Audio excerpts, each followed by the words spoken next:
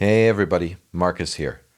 A few videos ago, I was asked by a listener to help him understand what it means to be a man. The listener was a young individual who clearly has been thrown into the whirlpool of confusion brought about by modern Western culture. Though there are plenty of men on the internet offering an account of, well, what it means to be a man, maybe my account is the one that this individual needs to hear. I will attempt to answer this question through a classical interpretation. The answer I will give will be the Greek and Roman answer, what it means to be a man as it pertained to antiquity, when men indeed were men. This answer comes from a time of constant war, disease, and general hardship, when pretty much everyone was poor, illiterate, and subsistence living was the order of the day. So, let's get started. To be a man means to be manly. To be manly means to possess, well, manliness. Latin was the language of choice in the Roman Empire. The Latin word for manliness is virtus.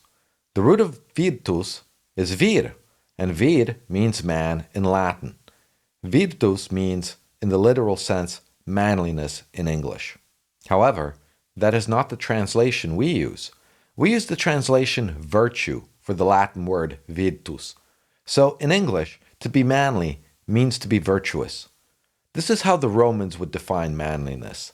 Now, the Greek word to which virtus corresponds is arete. Arete translates in English to excellence. Therefore, in a Greek sense, to be a man is to possess excellence. Excellence and virtue are synonymous in antiquity. To be excellent is to be virtuous. To be virtuous is to be excellent. And this, in turn, is what it means to be a man, to possess virtue, excellence. Okay, so this definition is a little more useful, but it still does not drill down far enough to be practical. We need to have some level of clarity as to what excellence and virtue actually mean, as these terms were used in antiquity. Now, before we can do this, we need to address a common idea that floats around the internet in relation to being a man. The idea is that to be a man means to be stoic. Now, a stoic in antiquity was an adherent to the philosophical teachings of Zeno of Citium and the subsequent thought leaders of the Stoic school. To call oneself stoic today tends to refer to a different meaning, namely, a person who can endure pain or hardship without showing feelings or complaining. Though followers of the Stoic school tended to manifest the hardiness suggested by the contemporary definition, this contemporary definition is hardly what it meant to be a Stoic in antiquity, or, for that matter, a man. To have called oneself a Stoic in antiquity was similar to calling oneself a Christian or a Mormon today. Though Stoicism is not a religion, it is a way of life and thinking. Now, we do need to situate Stoicism in its proper context because, well, it is so often associated with manliness. Stoicism was one of the four dominant philosophical schools of antiquity. The other three were Platonism, Aristotelianism, and Epicureanism. Each school had an associated highest good to which an adherent of the school strived to achieve. In Platonism, it was knowledge of the form of the good itself. In Aristotelianism, it was happiness. In Epicureanism, it was pleasure. And in Stoicism, it was virtue itself. These are all very different goals. The teachings of any given philosophical school put the adherent on the path to achieve its ultimate goal. So, there is no conflict between being a man and being a Platonist, for example. To be virtuous is to be manly. And since the Stoic school fundamentally has virtue in itself as its highest good, then in a curious way, Stoicism has manliness as its highest good. So yeah, I can very much understand why Stoicism and manliness can be used interchangeably, even though I don't believe it's appropriate to refer to oneself as a Stoic if you also do not agree that virtue in itself is the highest good and are in pursuit of it. At the same time, I would not call someone a man who merely endures pain or hardship without showing their feelings or complaining. You can be stoic in the contemporary sense and still not be a man by the standards of antiquity, as in, you can be stoic by today's definition and not be a stoic by the standards of antiquity. All four philosophical schools necessitated the pursuit of virtue, as in, all four of these schools adhere to the normative ethical model of virtue ethics. So, regardless of which school one would belong to, one is pursuing manliness as part of the practice of the school. Following any of these schools in turn leads to manliness. Therefore, one need not be a Stoic to achieve manliness. One must be virtuous, though. Though each school is grounded in virtue ethics, their teachings vary on how to achieve this goal. Their teachings are primarily oriented around achieving each school's highest good, which are all different. Now, you may be thinking, do I need to align with any of these schools to be a man? Well, obviously not. If all one is interested in is manliness, then one can mix and match lessons from any of these schools as they all cultivate virtue. Okay, before we go further, let us summarize. In classical antiquity, to be a man was to be virtuous. In Greek, the word means excellence. Therefore, the pursuit of manliness is the pursuit of virtue, excellence. Now, we need to expand a little on what virtue is in order to start making things practical and actionable. Today, we have a somewhat inconsistent nomenclature as to which virtues are considered the cardinal virtues. You will encounter different words that all mean the same thing, depending on which translation you are referring to and which school you are investigating.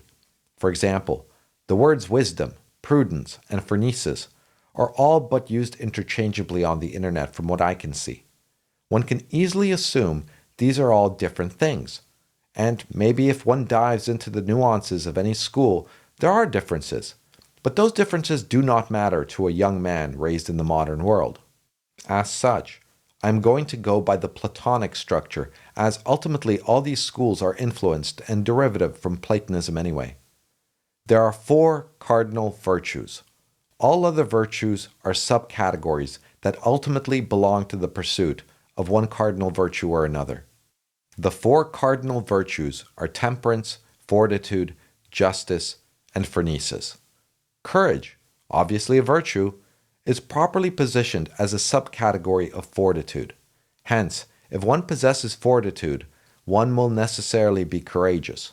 Remember, phronesis and wisdom are interchangeable concepts, but I prefer to reserve the word wisdom for a more contemporary meaning.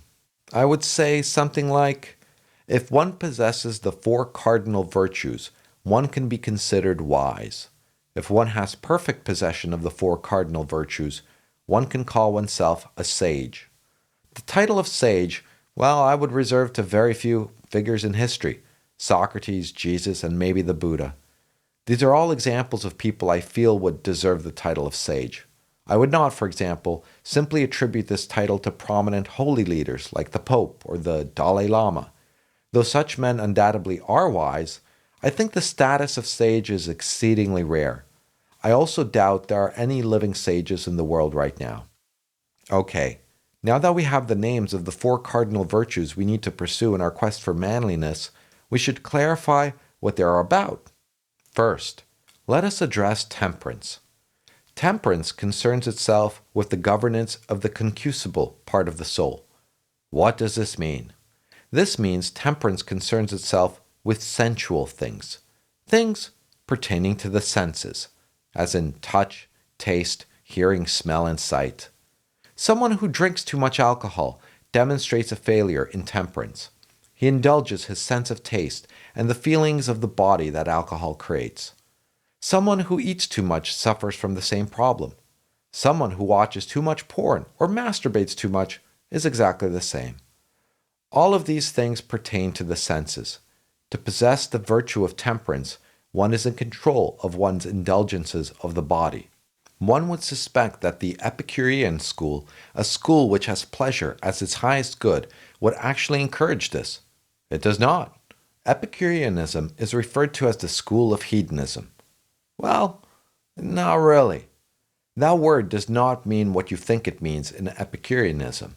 In Epicureanism, there are 3 classifications of pleasure: unnatural, unnecessary pleasures, like drinking; unnecessary natural pleasures, like sex; and necessary natural pleasures, like food. In this school, you are meant to purge everything that is not necessary and natural.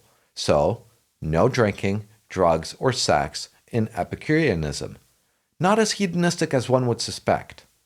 Okay, so that's temperance. Let us move on to fortitude. Fortitude governs the irascible part of the soul. In other words, the passions. In yet more words, the emotions. Anger issues are failures in fortitude. Management of fear is governed by fortitude. Hence why courage is a subset of fortitude. Fortitude is the virtue that one associates most with stoicism. But the virtue of fortitude does not in any way dictate the concealment or repression of emotion. It demands the control of emotion. In relation to anger, for example, Aristotle said that one needs to be angry in the correct intensity, at the correct object, for the correct amount of time. There is no dictate to not be angry or to not show anger. In fact, to repress anger is to demonstrate a failure in fortitude. I mean, just look at these soy boy types that will not respond with anger to any injustice that they are made to suffer. Are they manly because they endure hardship without showing feelings or complaining? No, that's not manly at all. One must exhibit anger when injustice is done to you, but one must do it in a controlled manner, like Aristotle's description states. Anger gives you energy. That energy must be harvested to create forward momentum in correcting the phenomena that invoke the anger. The same can be said in relation to fear. A man with perfect fortitude is not fearless. His fear is under control. He is able to assess the dangers associated with fear and act accordingly. The call of fear requires a response, and a response will be given by a man experiencing fear. Whether or not his response is appropriate to the situation will be governed by his share in fortitude. If one succumbs to fear and flees where the correct response was to fight, he will be branded a coward. If one ignores or represses fear where the correct response was to flee, he will act recklessly. Courage is not fearlessness, nor does courage exclude the act of running away. Sometimes you need to bravely run away. Well, like Monty Python teaches us about brave, brave Sir Robin in the quest for the Holy Grail. Now, let's move on to justice. Justice is the virtue that governs conduct between people. We cannot act unjustly towards ourselves. We can only act unjustly towards others, while others can act either justly or unjustly towards us. Justice is a very tricky virtue to describe because most discourse on the subject takes the form of applied ethics, as in, the conversations are usually around whether or not one act or another is just or unjust. For example, is it just to redistribute wealth from the rich to the poor? These sort of conversations around justice do not help us in coming to knowledge of justice. One must already possess knowledge of justice to be able to answer whether or not questions. The Golden Rule states we ought treat people as we wish to be treated. I interpret this as treating people justly. I do not interpret it as treating people equally. I do not wish to be treated like a child, but I will treat a child like a child. To treat a child the same as I would treat an adult would be to treat them unjustly. As such, justice cannot be equality of treatment. Some people use the word fairly, as in, one ought to treat others fairly. To me, the concept of fairness is an inferior idea to justice. It is fair that I send collectors after my debtors. However, when that debtor remains so not out of negligence to repay, but because he was put into circumstances outside of his control, it would be unjust to send collectors after him. I know he is of intent to repay, but it is also fair I get my money back when we had agreed the debt would be repaid. As such, I can either treat the situation fairly or justly. After all, it's not fair I have to suffer a delay on repayment just because his life circumstances removed his ability to pay me on time. This is exactly how women send men to debtor's prison on account of missed child support payments. The man loses his job and becomes financially insolvent for a time. He tells this to the woman. She does not care and sends the courts after him. He ends up in jail. How is any of this just? Sure, it may not be fair that she has to wait, but it's not unjust she has to wait. Sometimes acting justly is not fair to the person who values and acts justly. Acting unjustly, in turn, always ends badly for the party who acts unjustly. The man who ended up in jail consequent to missed child support is now in no position to generate any money at all. The woman's unjust act now results in her getting nothing until such a time as he figures out how to get out of jail and repay her. If he has, well, a will to do so after such an incident anyways. Reality punishes injustice through natural consequences. This is also how I believe sin works. To me, sins vary little from unjust acts. Imagine someone who drinks heavily one night. The next day, he is hungover. We normally would say that those are two separate events, as in, the drinking is an event separate from the hangover. But they are not. They are a single event that plays out across multiple days. The hangover is built into the act of drinking. These are a phenomenon that cannot be separated. So too sin and unjust acts operate the same way. The part of the event you don't want, the hangover, will follow eventually after the part you do want, the buzz. But where drinking and hangovers are easily linked and visible, the same is not said of sin and injustice. The hangover part of sin and injustice sometimes comes a lot later in life and might show up in ways completely invisible to the perpetrator. For example, if you cheat people, other parties will learn of it and will naturally exclude you from their consideration as business partners. You won't even know this is happening, but the consequences of your injustice you will suffer inevitably. Even if you think you got away with your unjust acts, you did not. Crime and Punishment by Dostoevsky is a perfect illustration of this. Raskolnikov, the protagonist of the novel, plans and executes the perfect murder. No one suspects him. He got away with it as far as the external world is concerned, except that his conscience begins to haunt him. It haunts him to the point that he turns himself in to relieve the suffering his act created within him. Why was sex reserved for after marriage? Because having multiple partners for a woman creates an unavoidable consequence that brings about a similar psychic phenomenon in the woman that Raskolnikov experienced. If shame is not part of it, which oftentimes it is, it's also comparison. After having multiple partners, you begin to compare. It is unavoidable. And to these women, they will compare their way into dissatisfaction with whoever they end up with. So yes, justice is a complex subject that I will put away for now and repeat my recommendation of reading the Platonic dialogue entitled The Republic. Now, of the four cardinal virtues, the last one to explore is phronesis. This one differs from the other three as it concerns itself with managing all other virtues, whether cardinal or subordinate. Phronesis is hard to understand, but I will try to explain it as simply as I can. Since phronesis is concerned with managing the other virtues, let us manage a virtue with it. For this exercise, let us take up the virtue of courage. Courage is a subordinate virtue of fortitude. Let us use the Aristotelian concept of the golden mean for this exposition. Now, it is common enough to hear people talk about moderation or taking the middle road when talking about issues. This sentiment harkens back to the Aristotelian concept of the golden mean. Imagine a stick. On one end of the stick is the vice of cowardice. On the other end of the stick is the vice of recklessness. The stick, as a whole, extends between these two extremes. It can be said that cowardice is a deficiency in courage, whereas recklessness is an excess of courage. Neither cowardice nor recklessness, in turn, are courage.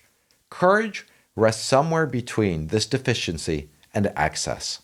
However, it does not rest in the middle point between them. This is where the language of taking the middle road bears no resemblance to Aristotelian thought. The golden mean is where courage rests. The golden mean is not the middle point between the two extremes, but it is somewhere between them. In the case of courage, courage rests very close to recklessness on the stick. In fact, Aristotle would say that to a coward, courage and recklessness look, well, both the same because they are both far away from the coward, but they are both very close together to each other. Phronesis is the virtue that allows you to identify the position of the golden mean of a virtue between its excess and its deficiency. But just because you know where the golden mean rests does not mean you possess the virtue of courage. You must also possess the temperance and fortitude to act on the virtue. So, to be courageous, one must both know how to act and then to have the will to act. After all, just because you know what to do does not mean you will do it. You need both. But how does one cultivate phronesis then? Well, that's a really good question. And it does not really have a very straightforward answer. The answer would also differ depending on which school of philosophy you would subscribe to. However, I will keep it simple and straightforward, even though my answer is not complete by any stretch of the imagination. Phronesis can be cultivated through experience, by example, and through contemplation. To identify the position of courage, you need to be placed in situations requiring courage. Then, upon acting and experiencing the consequences, you will be able to reflect back and conclude whether or not you acted courageously. The second mode is one of example. You can witness courageous acts in real life or in fiction. This is why great literature is great literature. People in those stories behave like real people. Shitty fiction has the characters behaving completely out of sync with the character they are supposed to be portraying. Read someone like Dostoevsky, Tolstoy, Shakespeare, Cervantes, Dante, Homer, and, of course, Plato. The Platonic dialogues are full of virtuous examples of the behavior of Socrates. It's the same with the Bible and Jesus. These are the sources you can draw from to learn by example. Then, we have contemplation. The Platonic dialogues are not only a source of examples of virtue, but also include the thought process around understanding these virtues. By reading the Republic, you will gain a far better understanding of justice than, well, pretty much anything else I can think of. But not only Plato spoke on justice. There are many other philosophers who spoke on the subject. Naturally, they cannot all be correct, but even the ones who are wrong, you will have a comprehensive exposition of their position so you can understand how they are wrong as compared to, say, other thinkers you think are correct. This is the best I can offer on the subject of phronesis, well, for the sake of this video at least. So, to summarize, to be a man is to possess manliness, which is self-same with the cultivation of the cardinal virtues of temperance, fortitude, justice, and phronesis. Notice how none of what I spoke about has anything to do with women, material possessions, status, power, or wealth. This is because none of these things have anything to do with being a man. These are things that can come into your life as a man if you so choose to bring them into your life, but they in no way inform your development or cultivation of yourself into a man. Also, the possession of any of these things has no bearing as to whether or not the possessor is a man. After all, women too can have these things. Cultivating the virtues is a lifelong task. They also require upkeep. Consequent to this, your level of manliness will grow with time. As such, one needs not worry that one is not as far down the road as someone else. What is important is to always be and stay on the road heading in the correct direction. If you ever get off the road in cultivating virtue, you will regress.